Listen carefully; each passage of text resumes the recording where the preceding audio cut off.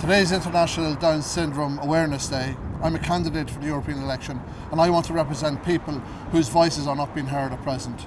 We have an industry here, the prenatal testing industry, that's making a small fortune out of identifying those unborn children with Down syndrome and then ensuring that they're terminated. That's not good enough. We need that industry. We need to put some honours in that industry. We need to let them know that they have responsibilities to society.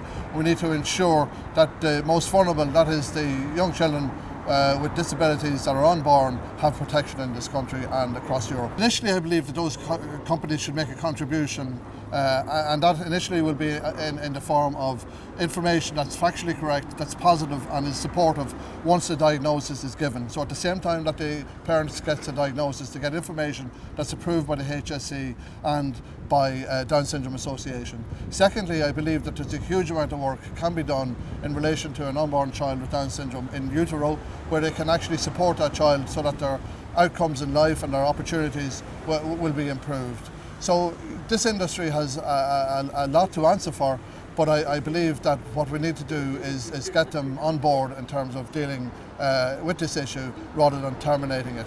And of course the big problem is that if they find genetic components of other classes of people, for instance people with depression, people who have a predisposition to alcohol, are they next to have a life sentence passed on them before they're even born? The campaign is going really well. I think the issue of speaking on behalf of individuals with disability resonates throughout the country. People are very fair-minded in this country, and once they're informed and educated on the issues, I think they will respond well.